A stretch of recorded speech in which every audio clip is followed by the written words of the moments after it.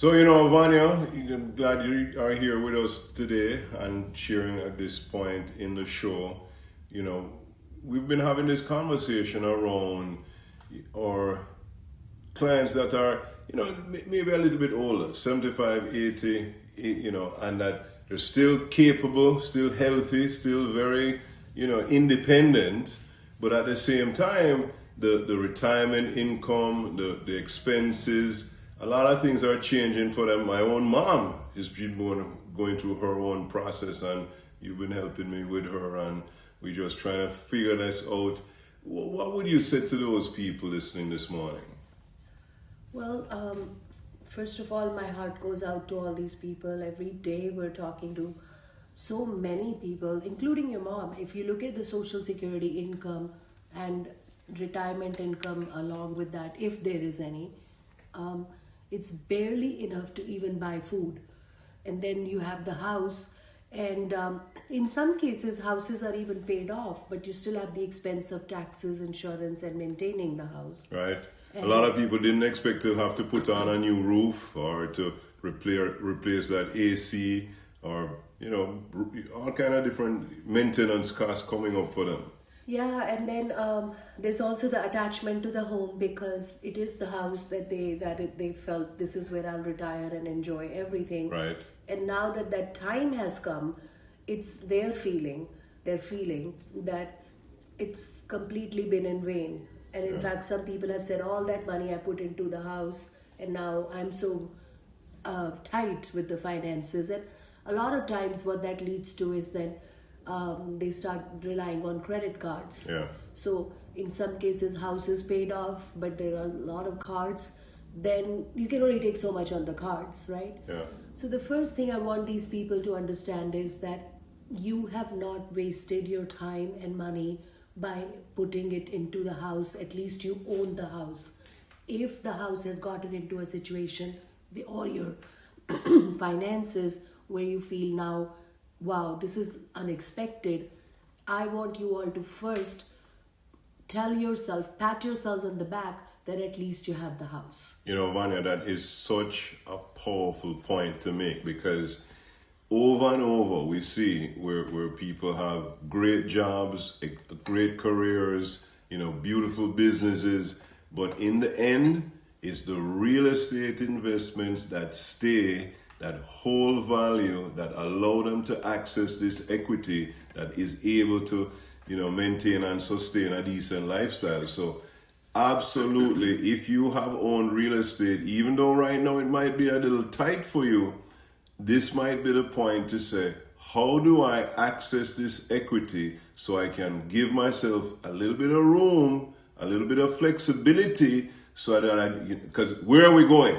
We're going to see your home price continue to rise. So we're not saying that sell your house. We're saying keep your house. It's a great investment. You're gonna see it become even more valuable as inflation affects the economy. So what you're gonna see as well though is higher property taxes, higher food prices. A lot of things are gonna be going up. And at the way that we're seeing our clients work that strategy out is by accessing that home equity today and being able to get rid of those expenses, rebalance their entire, what do you call it, cash flow? Yeah, the whole financial budget, But the first thing is that a lot of people who get in that situation, and it's very normal, start falling into this mindset that there's really nothing that can be done, and that starts reflecting on everything else that is going on. Believe me, for every one of you who is in that situation, there are 10 more who are in that situation and don't even have a house to depend on. So for sure. That's the reality of today's world. So all of you who bought at the right time, worked 3 jobs as a CNA, as a home health aide, as a men who did their jobs but in the evening did side electrician work, whatever you did, because you wanted to make sure that you had a house, you guys have done amazing. Today, if you are in that situation, this is where it's time to cash out on your retirement fund. The house, first of all, start looking at as your retirement fund. When you start looking at it from that angle, believe me, a lot of clarity comes in. Many a times, reverse mortgage is a great option as long as you have not had actual lates on the mortgage, if you still have a mortgage. If you don't have a mortgage, absolutely, reverse definitely can come to the rescue. Now, a lot of people feel reverse means I'm going to start owing back on the house, but I want you to use logical thinking here. Right now, if let's say you don't have any mortgage payment, but to carry on your life based on the social security being not so much, you are now paying on credit cards and you're paying at least $1,500 a month on credit cards. It doesn't make any sense because all you're doing is paying high interest rate credit cards and you're eliminating any future possibility to get another card. When you have 4 or 5 cards that are maxed out, you're not going to get any more cards. So all you're doing is just waiting for that time when nothing can be done, and now even the house, you don't know how to access the equity. Now, you decide, let me explore if I can get a reverse mortgage. You go ahead and take a reverse mortgage and you clear all that debt.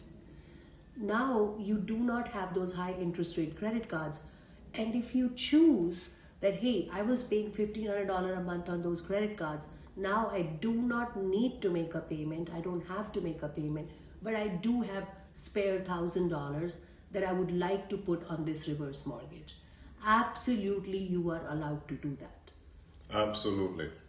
So it's about equity management, that somebody earning $25,000 a month, but their expenses are $26,000 is in a deficit. So it's not about how much you make, it's about how much you keep. So if you're getting $6,000 a month for your social security income or your retirement income, congratulations. But if your expenses between your mortgage payments, your car loan, your other expenses is more than that amount, then you are in a deficit. And we're suggesting that the deficits will climb as the government continues to print money, and that your solution is the real estate that you own. I think so too. Absolutely. Well, you could invest in Bitcoin, you could buy gold, you could buy silver. There are a lot of other hard assets besides real estate. But real estate is the one that, a lot of people listening to this show actually do have some real estate. But Vanya, let's deviate a section and talk about people who are ready to buy. We're not talking about people we're recommending that they buy.